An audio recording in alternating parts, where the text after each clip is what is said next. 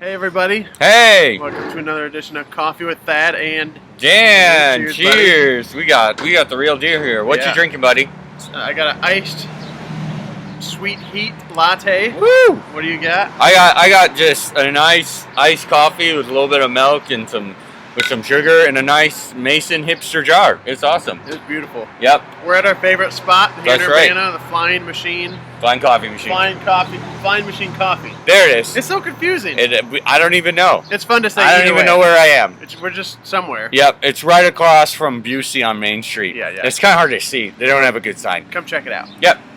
But today we wanted to talk to you guys about having hard conversations. As small group leaders, our goal should always be the transformation of our people, the people in our groups. And we have a unique opportunity with people that we do life with to really speak truth into their lives on a regular basis. And sometimes those truths are, there are fun things that we get to share, and sometimes there are some hard things that we have to share with people. True.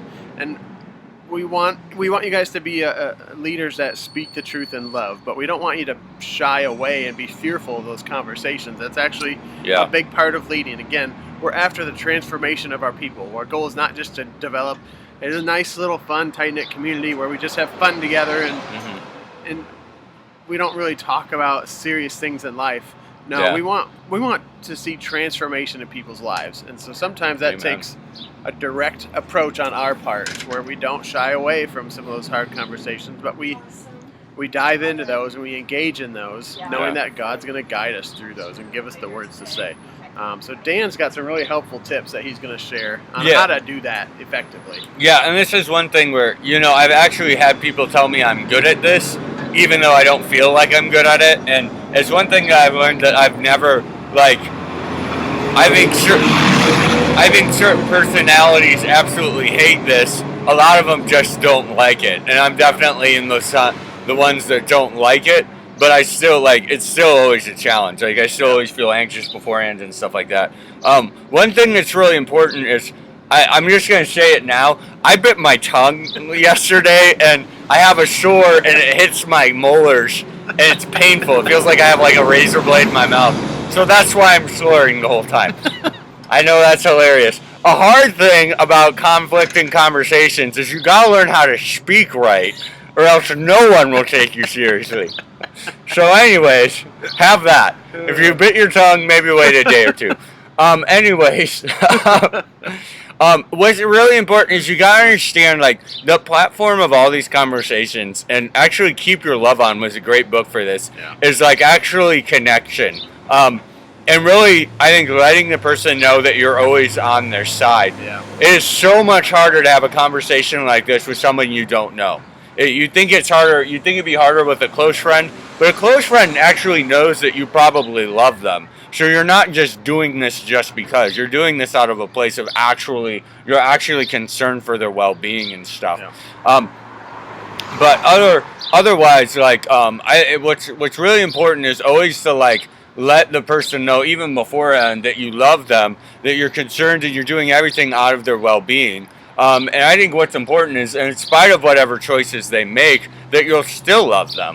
There might be consequences and stuff like that of their actions, but that's not going to separate and make you, they will never become your enemy. They will never lose the connection or something like that. So I think starting in that place, addressing it, and really intentionally trying to end it there, I think is really important in these conversations.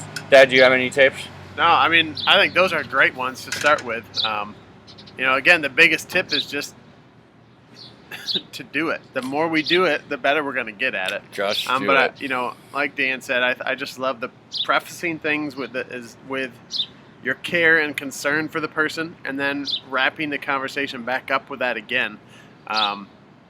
Just kind of helps plant that seed of trust in their hearts and in their minds, so that we can have you'll get better at this as you do it more often. You'll begin to prove to people we can have hard conversations, we can disagree, but nothing's going to get in the way of our care and concern for each other and our love for each other. So model that, walk that out, but definitely do it. And I think the last thing to kind of remember is areas of tension are usually they're That's areas right. where we have the most opportunity to grow. Yeah. But a lot of times we need help to get Yeah. through that tension. Yeah. And so it's not that you're just getting on somebody's case. It's not that you're reaming them up and down, left and right. It's you offering to help be a guide to carry them through that point of tension. Yeah. And the Holy Spirit will really use you guys in a powerful way to do that. Yeah. But just offer that up humbly, offer that up carefully. Be very gentle when you're doing these things. Yeah. And just go about really keeping yourself under control. Don't get caught up in emotional back and forth conversation. Just remain under control. Yeah. Remain tuned into the Holy Spirit. He will guide you through this. Yeah. So that's what we got for this week, guys. I got two other points. Bring Just it. on them. Bring One, pray a lot beforehand. Seriously, because it's hard.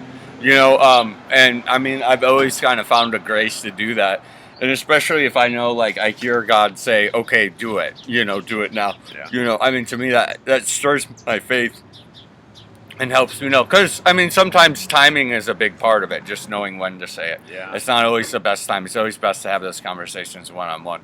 And lastly, just something you said real quick is just a good little nugget. My mom says this a lot to people. She does a lot of counseling ministry. Sometimes we feel tension because actually for the first time it's starting to go right. So tension is not always bad. The tension might be it actually starting to go right. Yeah. So anyways, it's good. Bless you guys. Thanks for jumping in. Hopefully next time I'll be a little bit clearer in my words. All right. Cheers. We'll see you later. Cheers.